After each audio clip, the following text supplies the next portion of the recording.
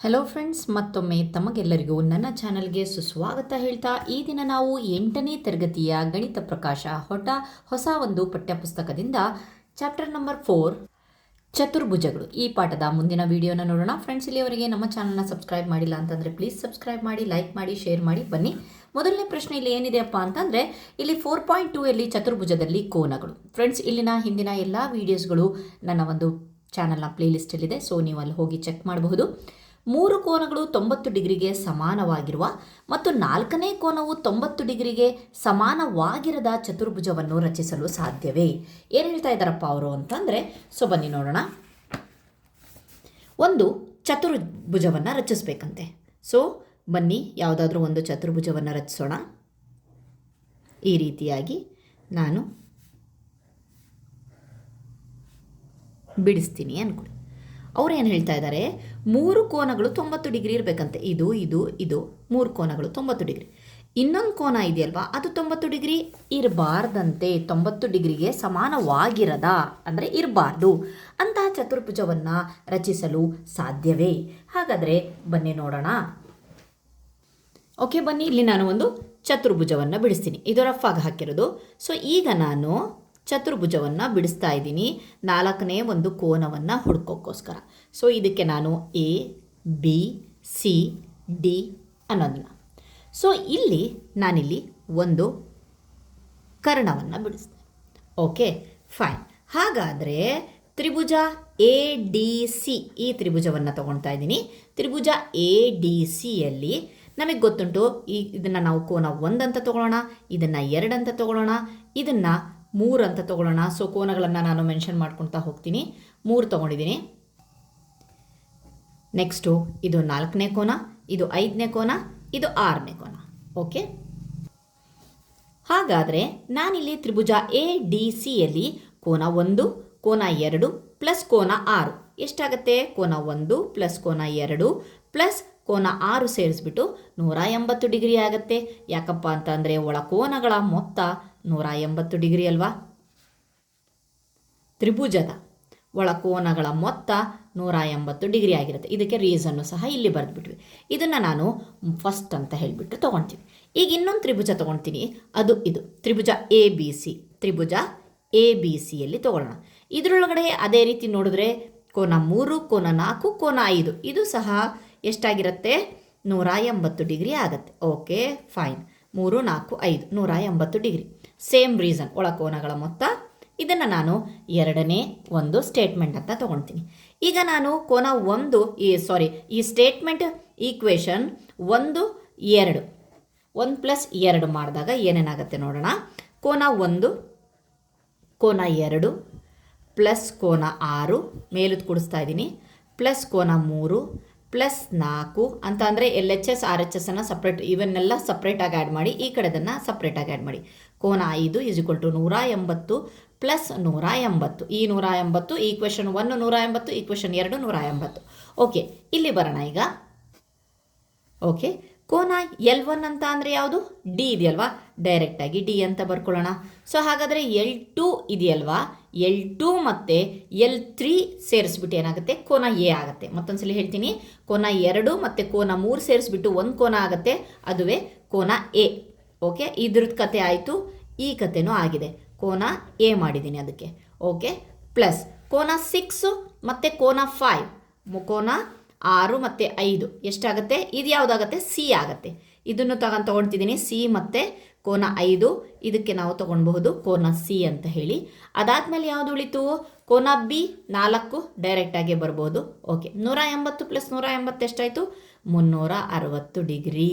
So ಬಂತು ನೋಡಿ. ಹಾಗಾದರೆ ಒಂದು ಏನು ತಿಳ್ಕೊಬೇಕಪ್ಪ ಅಂತಂದರೆ, ಒಂದು ತ್ರಿಭುಜದಲ್ಲಿ ಒಳಕೋನಗಳ ಮೊತ್ತ ಎಷ್ಟಿರುತ್ತೆ? ಒಳಕೋನಗಳ ಮೊತ್ತ 180 ಡಿಗ್ರಿ ಆಗಿದರೆ, ಅದೇ ಒಂದು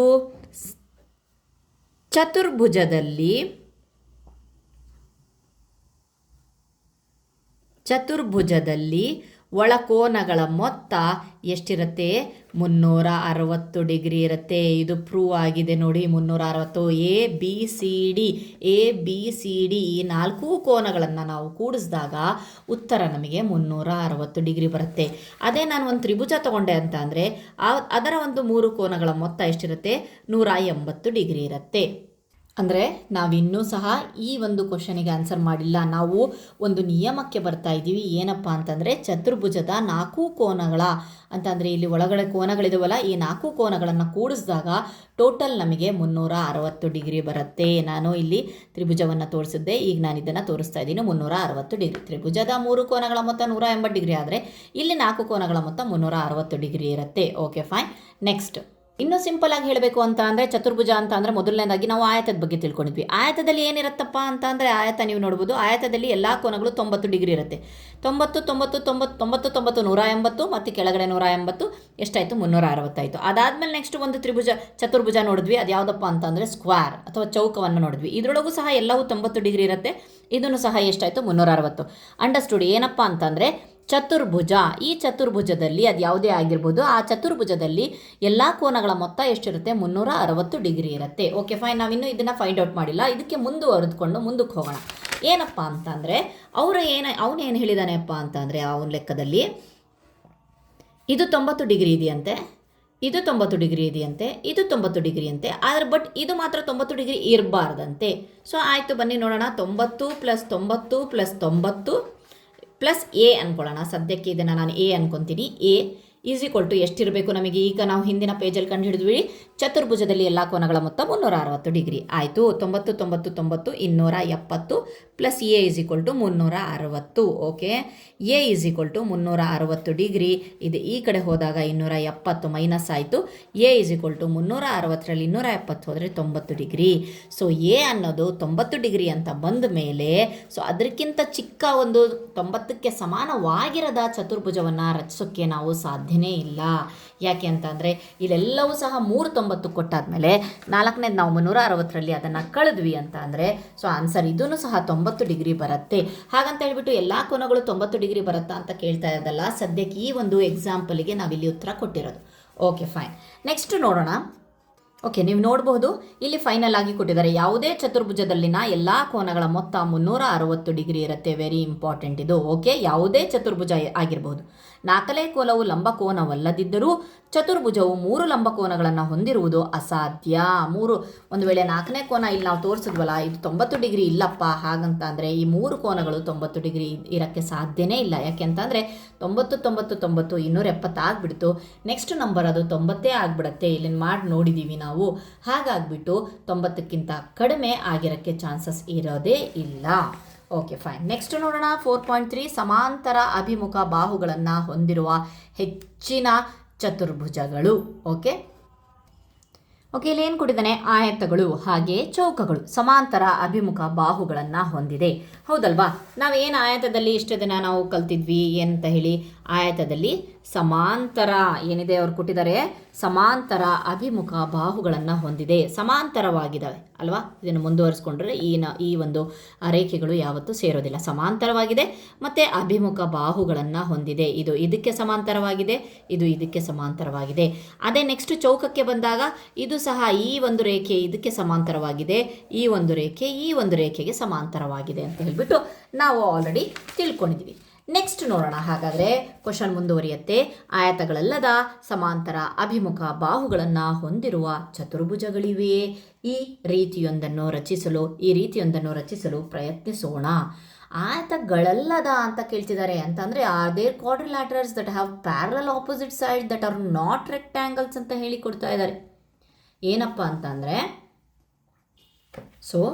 ಅಂತಂದರೆ ಸಮಾಂತರ ಬಾಹುಗಳು ಇದೆಯಂತೆ, ಆದರೆ ಅವು ಆಯತಗಳಲ್ಲ ಅಂತೆ. ಓಕೆ, ನೆಕ್ಸ್ಟ್ ಯಾವ ರೀತಿಯಾಗಿ ಅಂತಂದರೆ ನಿಮ್ಮ ಒಂದು ಹಿಂದಿನ ಒಂದು ಕಂಡುಹಿಡಿಯೋದ್ರೊಳಗೆ 5ನೇ ಕ್ವಶನ್ ಇತ್ತು, ಅಲ್ಲಿ ನಾವು ಇದನ್ನು ಡಿಸ್ಕಸ್ ಮಾಡಿದ್ವಿ. ಸೊ ಮತ್ತೆ ಅದನ್ನು ಹೇಳ್ತೀನಿ. ಏನಪ್ಪ ಅಂತಂದರೆ ಒಂದು ಚತುರ್ಭುಜ ಇದೆ. ಈ ಚತುರ್ಭುಜ ನೋಡಿ, ಈ ಚತುರ್ಭುಜದಲ್ಲಿ ಆಯತದ ಥರನೇ ಈ ಒಂದು ರೇಖೆ ಮತ್ತು ಈ ರೇಖೆ ಸಮಾಂತರವಾಗಿದೆ. ಈ ರೇಖೆ ಜೊತೆಗೆ ಸಮಾಂತರವಾಗಿದೆ. ಆದರೆ ಇದು ಆಯತವಲ್ಲ. ಹಾಗಾದರೆ ಈ ಚಿತ್ರ ಯಾವುದಪ್ಪ ಅಂತಂದರೆ ಸಮಾಂತರ ಚತುರ್ಭುಜ. ಇದರ ಹೆಸರೇನು? ಸಮಾಂತರ ಚತುರ್ಭುಜ. ಸೊ ಹಾಗಾದರೆ ಇನ್ನು ನೆಕ್ಸ್ಟ್ ಬರೋದೆಲ್ಲ ಸಮಾಂತರ ಚತುರ್ಭುಜದ ಬಗ್ಗೆ. Okay fine. ನೆಕ್ಸ್ಟ್ ರೂಲರ್ ಮತ್ತು ಸೆಟ್ ಸ್ಕ್ವೇರ್ ಅಥವಾ ಕೈವಾರ ಬಳಸಿ ಸಮಾಂತರ ರೇಖೆಗಳನ್ನು ಹೇಗೆ ರಚಿಸಬಹುದು ಎಂಬುದನ್ನು ನೆನಪಿಸಿಕೊಳ್ಳುವ ಮೂಲಕ ಅಂತಹ ಆಕೃತಿಯನ್ನು ರಚಿಸಿ ಅಂತ ಕೊಟ್ಟಿದ್ದಾರೆ. ನಾವು ನೆಕ್ಸ್ಟ್ ಅದನ್ನು ರಚಿಸ್ತೇವೆ. ಚತುರ್ಭುಜ ABCD ಯನ್ನು ಗಮನಿಸಿ. ಇದು ಸಮಾಂತರ ಅಭಿಮುಖ ಬಾಹುಗಳನ್ನು ಹೊಂದಿದೆ, ಆದರೆ ಅದು ಆಯತವಲ್ಲ. ಅದು ಆಯತವಲ್ಲ. ಹೀಗಾಗಿ ಅಭಿಮುಖ ಬಾಹುಗಳು ಸಮಾಂತರವಾಗಿರುವ ಚತುರ್ಭುಜಗಳ ಒಂದು ದೊಡ್ಡ ಗುಂಪು ಅಸ್ತಿತ್ವದಲ್ಲಿದೆ. ಅಂತ ಚತುರ್ಭುಜಗಳನ್ನು ನಾವು ಸಮಾಂತರ ಚತುರ್ಭುಜ ಅಂತ ಹೇಳ್ತೀವಿ. ಇದಕ್ಕೆ ಒಂದು ಎಕ್ಸ್ಪ್ಲನೇಷನ್ ಇದೆ. ಹಾಗಾದರೆ ಆಯತವು ಒಂದು ಸಮಾಂತರ ಚತುರ್ಭುಜವೇ? ಸೊ ಬನ್ನಿ ನೋಡೋಣ. ಒಂದು ಆಯತ ಸಮಾಂತರ. ಆಯತ ಅಂತ ಅಂದರೆ ಏನು? ಸೊ ಕರೆಕ್ಟಾಗಿ ನೆನ್ಪಿಟ್ಕೊಳ್ಳಿ. ಇಲ್ಲಿ ನಾನು ಮತ್ತೊಂದು ಸಲ ಬರೆದು ಬಿಡ್ತೀನಿ. ಏನಪ್ಪ ಅಂತ ಅಂದರೆ ಆಯತ ಅಂತ ಅಂದರೆ ಏನು? ಇಲ್ಲಿ ಅದರ ಒಂದು ಗುಣಲಕ್ಷಣಗಳನ್ನು ಬರೆಯೋಣ. ಓಕೆ, ಇದು ಒಂದು ಆಯತ. ಇದರೊಳಗಡೆ ಏನಿದೆ? ಇಲ್ಲಿ ಎಲ್ಲ ಕೋನಗಳು 90 ಡಿಗ್ರಿ ಇರುತ್ತೆ. ಆಮೇಲೆ ಅಭಿಮುಖ ಬಾಹುಗಳು ಸಮವಾಗಿರುತ್ತೆ ಅಲ್ವಾ? ಅಭಿಮುಖ ಬಾಹುಗಳು ಸಮವಾಗಿರುತ್ತೆ. ಇದೇನಾಯಿತು? ಸಮವಾಗಿರುತ್ತದೆ. Okay fine. ಇದರೊಳಗಡೆ ಏನು ಬರೆದಿದ್ದೀವಿ ನಾವು? ಆಯತದ ಬಗ್ಗೆ ಬರ್ತಿದ್ವಿ. ಈಗ ನೆಕ್ಸ್ಟ್ ಬರೋಣ ಚೌಕದ ಗುಣಲಕ್ಷಣಗಳು. ಏನು ತಿಳ್ಕೊಂಬಂದಿದ್ವಿಲ್ವಾ? ಇದರೊಳಗಡೆ ಎಲ್ಲ ಕೋನಗಳು 90 ಡಿಗ್ರಿ ಇರುತ್ತೆ. ಎಲ್ಲ ಬಾಹುಗಳು ಸಮವಾಗಿರುತ್ತೆ. Okay fine. ಅದಕ್ಕೋಸ್ಕರ ನಾವು ಒಂದು ವೆನ್ ನಕ್ಷೆಯನ್ನು ಸಹ ಮಾಡಿದ್ವಿ. ಯಾವ ರೀತಿಯಾಗಿ? ಒಂದು ಸ್ಕ್ವೇರ್, ಒಂದು ಆಯತ. ಆಯತಗಳೆಲ್ಲವೂ ಸ್ಕ್ವೇರನ್ನು ಹೊಂದಿದೆ ಅಂತ ಹೇಳಿಬಿಟ್ಟು ಮಾಡಿದ್ವಿ ಅಲ್ವಾ ಹಿಂದಿನ ಒಂದು ವಿಡಿಯೋದಲ್ಲಿ. ಅಂತಂದರೆ ಏನಪ್ಪ ಅಂತಂದರೆ ಇಲ್ಲಿ ನೀವು ನೋಡಬಹುದು ಸೇಮ್ ಇದೆ. ರೂಲ್ಸ್ ಸೇಮ್ ಇದೆ. 90 ಡಿಗ್ರಿ, ಇದು 90 ಡಿಗ್ರಿ. ಅಭಿಮುಖ ಬಾಹುಗಳು ಸಮವಾಗಿರುತ್ತೆ. ಎಲ್ಲ ಬಾಹುಗಳು ಸಮವಾಗಿರುತ್ತೆ ಅಂತ ಅಂದರೆ ಅಭಿಮುಖ ಬಾಹುಗಳು ಸಹ ಸಮವಾಗಿರುತ್ತೆ. ಹಾಗಾಗಿಬಿಟ್ಟು ಎಲ್ಲ ಚೌಕಗಳು ಒಂದು ಆಯತ. ಮತ್ತೊಮ್ಮೆ ಹೇಳ್ತೀನಿ, ಎಲ್ಲ ಚೌಕಗಳು ಸಹ ಆಯತವಾಗಿದೆ.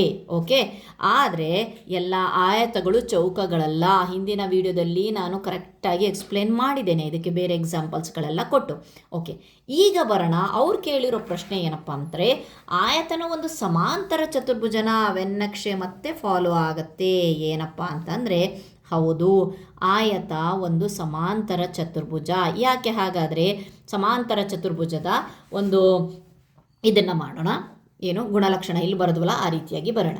ಏನು? ಇದರೊಳಗೂ ಸಹ ಅಭಿಮುಖ ಬಾಹುಗಳು ಸಮ. ಅಭಿಮುಖ ಬಾಹುಗಳು ಸಮವಾಗಿರುತ್ತೆ. ಕೋನಗಳು 90 ಡಿಗ್ರಿ ಇರೋದಿಲ್ಲ, 90 ಡಿಗ್ರಿ ಇರಬೇಕು ಅಂತ ಇಲ್ಲ. ಬಟ್ ಒಂದಾದರೂ ಇಲ್ಲಿ ಅಭಿಮುಖ ಬಾಹುಗಳು ಸಮವಾಗಿರುತ್ತೆ. ಆಮೇಲೆ ಸಮಾಂತರವಾಗಿದೆ. ಇದು ಇದಕ್ಕೆ ಸಮಾಂತರವಾಗಿದೆ, ಇದು ಇದಕ್ಕೆ ಸಮಾಂತರವಾಗಿದೆ. ಹಾಗಾಗಿಬಿಟ್ಟು ಆಯತವು ಸಹ ಒಂದು ಸಮಾಂತರ ಚತುರ್ಭುಜ.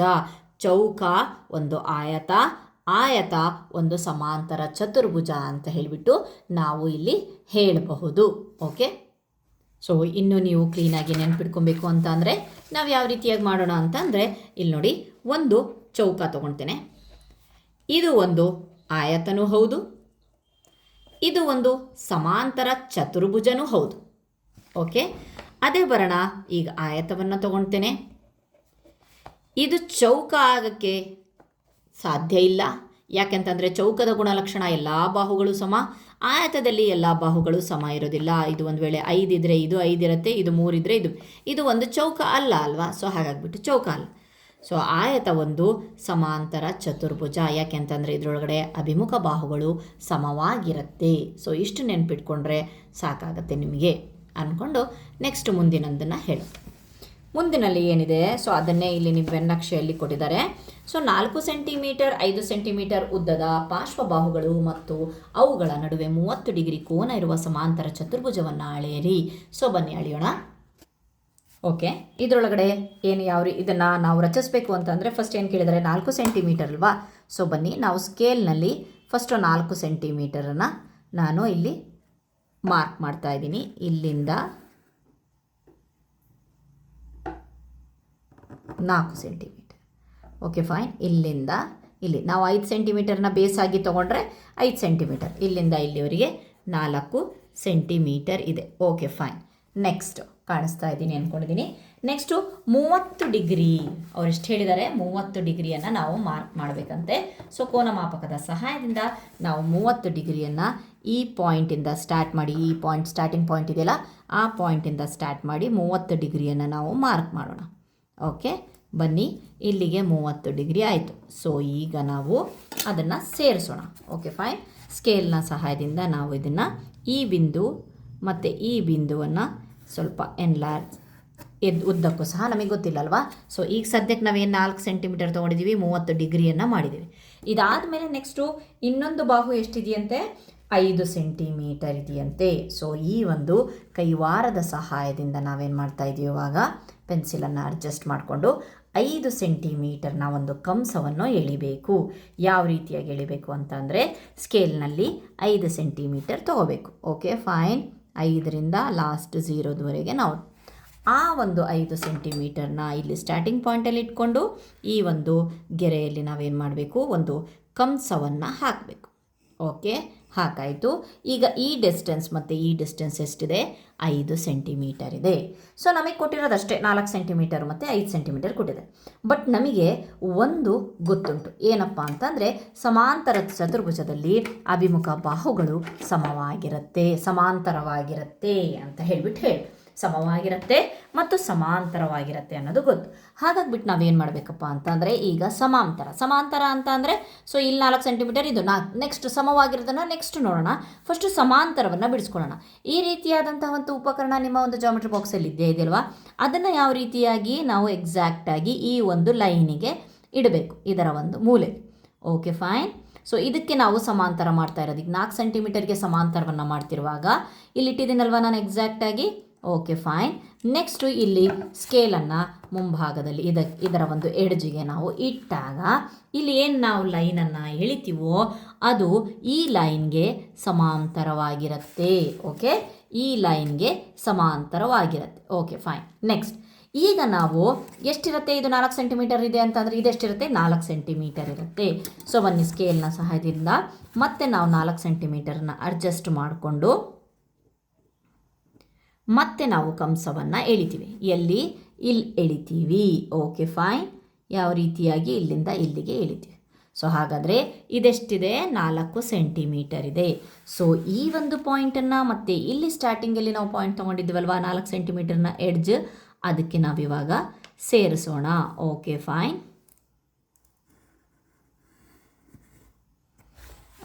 ನೋಡಿದ್ರ, ಇದನ್ನು ನೀವು ಬೇಕಾದರೆ ಕೌಂಟ್ ಮಾಡ್ಬೋದು. ಇದು 5 ಸೆಂಟಿಮೀಟರ್ ಇದ್ದರೆ ಅಭಿಮುಖ ಬಾಹು ಆಗಿರುವಂತಹ ಇದು ಸಹ 5 ಸೆಂಟಿಮೀಟರ್ ಆಗಿರುತ್ತೆ. ಓಕೆ, ಬೇಕಾದರೆ ನೀವು ಸ್ಕೇಲ್ನ ಸಹಾಯದಿಂದ ಅಳದು ನೋಡಬಹುದು, 5 ಸೆಂಟಿಮೀಟರ್ ಆಗಿರುತ್ತೆ. Okay fine.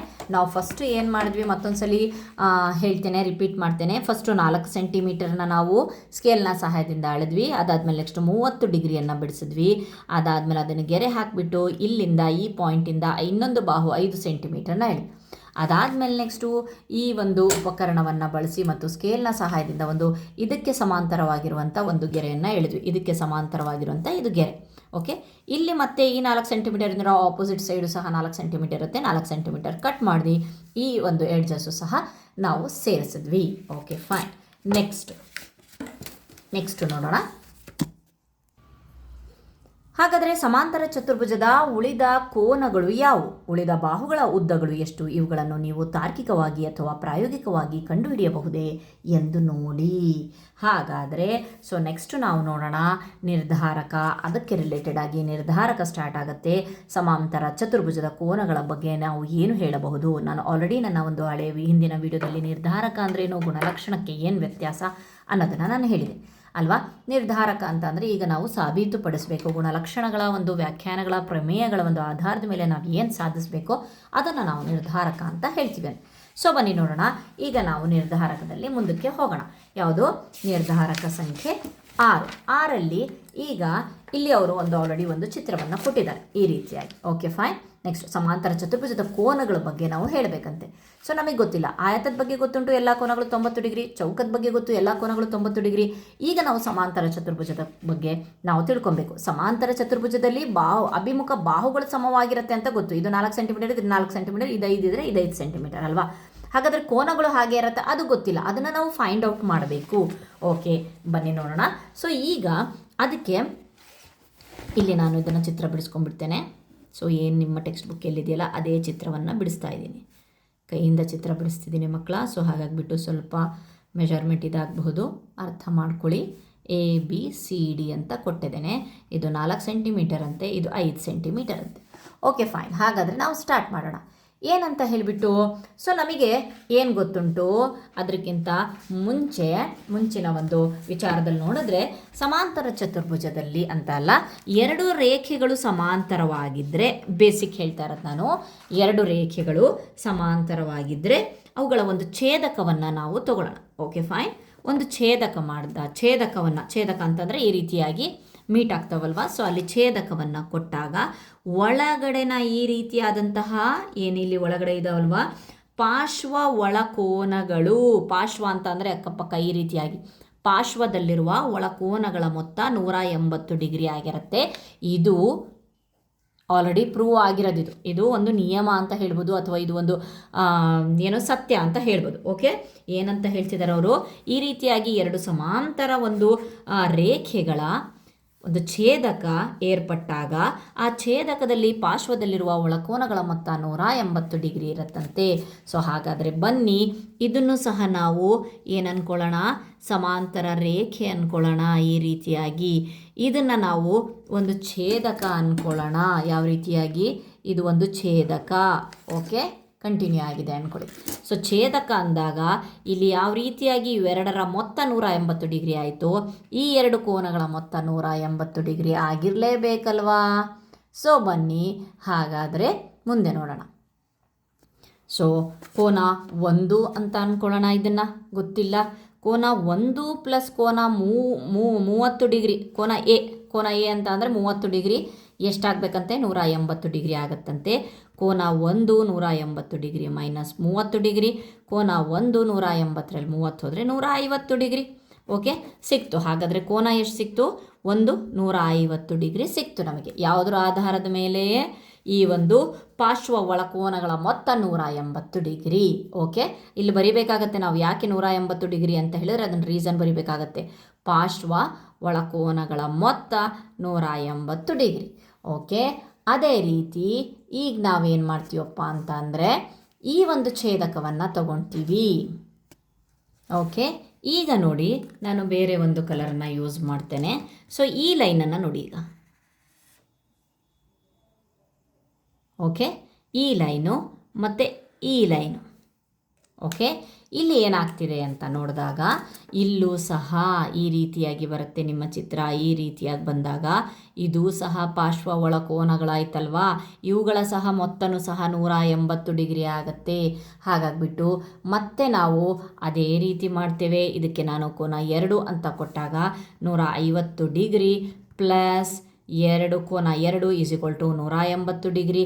ಇದಕ್ಕೂ ಸಹ ಸೇಮು, ಪಾರ್ಶ್ವ ಒಳಕೋನಗಳ ಮೊತ್ತ 180 ಡಿಗ್ರಿ. ಓಕೆ, ಕೋನ 2 = 180 ಡಿಗ್ರಿ ಮೈನಸ್ 150 ಡಿಗ್ರಿ 30 ಡಿಗ್ರಿ. ಹಾಗಾದರೆ ಕೋನ 2 ಎಷ್ಟಾಯಿತು, 30 ಡಿಗ್ರಿ ಆಯಿತು. Okay fine.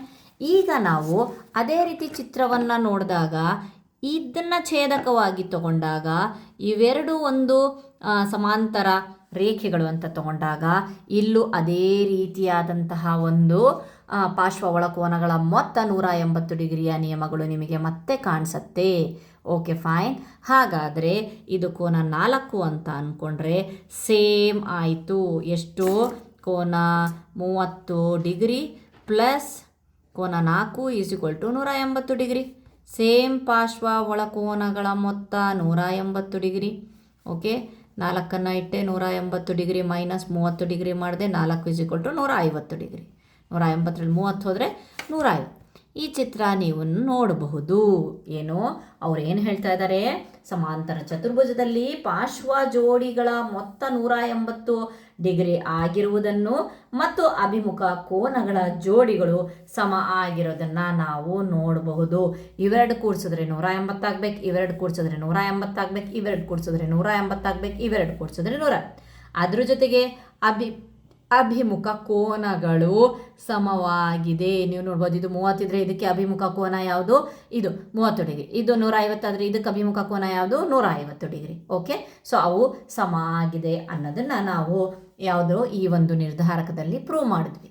Okay, fine. Next ಮುಂದುವರೆದು ಅಭಿಮುಖ ಕೋನಗಳ ಬಗ್ಗೆ ಏನು ಹೇಳುವಿರಿ? ಎಲ್ಲ ಸಮಾಂತರ ತ್ರಿಭುಜದಲ್ಲಿ ಅವು ಸಮಾನವಾಗಿರುತ್ತದೆ. ಹೌದು ಎಂದಾದರೆ ನಾವು ಹೇಗೆ ಖಚಿತಗೊಳಿಸಬಹುದು? ಆಯಿತು, ಫೈನ್. ಹಾಗಾದರೆ ಇಲ್ಲೇ ನೀವು ನೋಡಬಹುದು ಚಿತ್ರದಲ್ಲಿ, ಇದನ್ನು ನಮಗೆ ಗೊತ್ತಿಲ್ಲ. ಸೊ ಇಲ್ಲಿ ಎಕ್ಸ್ ಅಂತ ಕೊಟ್ಟಿದ್ದಾರೆ, ಅಲ್ಲಿ 30 ಡಿಗ್ರಿ ಕೊಟ್ಟಿದ್ರು, ಬಟ್ ಇಲ್ಲಿ ಎಕ್ಸ್ ಅನ್ನು ಕೊಟ್ಟಿದ್ದಾರೆ. ಸೊ ಅದನ್ನು ಬಿಡಿಸ್ಕೊಂಡು ಹೋಗೋಣ. Okay, fine. ಸೇಮ್ ಚಿತ್ರವನ್ನು ನಾನು ಬಿಡಿಸ್ತೇನೆ. ಓಕೆ, ಇದನ್ನು ಅವರು ಎಕ್ಸ್ ಕೊಟ್ಟಿದ್ದಾರೆ, ಪಿ ಇ ಎ ಆರ್ ಈ ರೀತಿಯಾಗಿ ಹೆಸರು ಕೊಟ್ಟಿದ್ದಾರೆ. ಓಕೆ, ಅಲ್ಲೇನೋ 30 ಡಿಗ್ರಿ ಕೊಟ್ಟಿದ್ರು. ಸೊ ಎಲ್ಲ ಕೋನಗಳಲ್ಲೂ ಈ ರೀತಿಯಾಗಿ ಕೊಟ್ಟರೆ ಆಗತ್ತಾ? Okay, fine. ಈಗ ನಮ್ಮ ಪ್ರಕಾರ ಎಷ್ಟು? P plus R is equal to 180 degree ಆಗಬೇಕಲ್ವಾ? ಪಿ ಕೊಟ್ಟಿದ್ದಾರೆ, ಆರ್ ಗೊತ್ತಿಲ್ಲ, 180 ಡಿಗ್ರಿ. ಸೊ ಆರ್ ಕಂಡುಹಿಡಿಬೇಕು ಅಂತಂದರೆ 180 ಡಿಗ್ರಿ ಮೈನಸ್ ಎಕ್ಸ್ ಎಷ್ಟು ಬಂತು? 180 ಡಿಗ್ರಿ ಮೈನಸ್ ಎಕ್ಸ್ ಆರ್ ಬಂತು. ಸೊ ಅದಾದಮೇಲೆ ನೆಕ್ಸ್ಟು ಈ ಒಂದು ಲೈನನ್ನು ತಗೊಂಡಾಗ ನಮಗೆ ಇವೆರಡೂ ಸಹ ಏನಾಯಿತು? ಛೇದಕಗಳನ್ನು ನಾವು ಹಾಕಿದಾಗ ಇವೆರಡೂ ಸಹ ಪಾರ್ಶ್ವ ಒಳಕೋನಗಳ ಮೊತ್ತಕ್ಕೆ ಬರ್ತು. ಪಾರ್ಶ್ವ ಒಳಕೋನಗಳಾದವು. ಪಾರ್ಶ್ವ ಒಳಕೋನಗಳ ಮೊತ್ತ ಎಷ್ಟಾಯಿತು? ಸೊ ಇದಾಯಿತು. ಸೊ ಇವೆರಡನ್ನು ತಗೊಂಡಾಗ ಕೋನ ಆರ್ ಪ್ಲಸ್ ಕೋನ ಎ ಏನೇ ಅಲ್ವಾ? ಹೌದು. ಎ ಈಸ್ ಈಕ್ವಲ್ ಟು ಎಷ್ಟಾಗುತ್ತೆ? 180 ಡಿಗ್ರಿ ಆಗುತ್ತೆ. ಆರ್ ಎಷ್ಟಿದೆ? 180 ಡಿಗ್ರಿ ಮೈನಸ್ ಎಕ್ಸ್ ಸಿಕ್ಕಿದೆ ನಮಗೆ, ಪ್ಲಸ್ ಎ ಸಿಕ್ಕಿಲ್ಲ. ಕೋನ a is equal to 180 degree. Okay, fine. So ಕೋನ ಎನ ಉಳಿಸ್ಕೊಳ್ಳೋಣ. 180 ಡಿಗ್ರಿ, ಇದು ಈ ಕಡೆ ಹೋದರೆ ಮೈನಸ್ 180 ಡಿಗ್ರಿ, ಇದು ಈ ಕಡೆ ಹೋದರೆ ಪ್ಲಸ್ ಎಕ್ಸ್. ಸೊ 180 ಕ್ಯಾನ್ಸಲ್ ಆಯಿತು. ಕೋನ a is equal to x ಸಿಕ್ತು? ಎಕ್ಸ್ ಸಿಕ್ತು. ಓಕೆ, ಎಕ್ಸ್ಗೆ ಮತ್ತೆ ಎಕ್ಸೇ ಸಿಕ್ತು ನೋಡಿ. ಸೊ ಹಾಗಾದರೆ ಇದು ಒಂದು ಪ್ರೂವ್ ಆಗಿದೆ. ನೆಕ್ಸ್ಟ್ ಇನ್ನು ಇದನ್ನು ಪ್ರೂವ್ ಮಾಡಬೇಕು ನಾವು. ಇವೆರಡನ್ನು ನೋಡೋಣ. ಸೊ ಈಗ ಇವೆರಡುಗಳನ್ನು ನೋಡಿದ್ರೆ ಕೋನ ಎ ಪ್ಲಸ್ ಕೋನ E is equal to 180 degree. ಕೋನ ಎ ಸಿಕ್ಕಿದೆ X plus E is equal to 180 degree. ಕೋನ ಇ ಹುಡುಕಬೇಕಾಗಿದೆ 180 ಡಿಗ್ರಿ. 80 ಡಿಗ್ರಿ ಮೈನಸ್ ಎಕ್ಸ್ ಈ ಕಡೆ ಹೋಯ್ತಲ್ವ, ಮೈನಸ್ ಎಕ್ಸ್ ಆಯಿತು. ಸೊ ಎಷ್ಟು? ಕೋನ E is equal to 180 degree minus X. 180 degree minus X. ನೀವು ನೋಡಬಹುದು ಅಭಿಮುಖ ಕೋನಗಳು ಸಮವಾಗಿದೆ. ಇದು ಎಕ್ಸ್ ಇದ್ದರೆ ಇದು ಎಕ್ಸ್, 180 ಡಿಗ್ರಿ ಮೈನಸ್ ಎಕ್ಸ್ ಇದ್ದರೆ ಇದು ಸಹ 180 ಡಿಗ್ರಿ ಮೈನಸ್ ಎಕ್ಸ್ ಅಂತ ಅಂದರೆ ಸಮಾಂತರ ಚತುರ್ಭುಜದ ಅಭಿಮುಖ ಕೋನಗಳು ಯಾವಾಗಲೂ ಸಮವಾಗಿರುತ್ತದೆ ಅಂತ ಹೇಳಿಬಿಟ್ಟು ನಾವು ಈ ನಿರ್ಧಾರಕ ಆರಲ್ಲಿ ತೋರಿಸಿದ್ವಿ. ನೆಕ್ಸ್ಟ್ ನಿರ್ಧಾರಕದಲ್ಲಿ ಮತ್ತೆ ಇನ್ನೂ ನಾವು ಸಮಾಂತರ ಚತುರ್ಭುಜದ ಇತರೆ ಗುಣಲಕ್ಷಣಗಳನ್ನು ನಿರ್ಧಾರಕದ ಮೂಲಕ ಸಾಬೀತುಪಡಿಸೋಣ. ಐ ಹೋಪ್ ನಿಮಗೆ ಅರ್ಥ ಆಗಿದೆ ಅಂದ್ಕೊಂಡಿದ್ದೀನಿ. Thank you so much friends.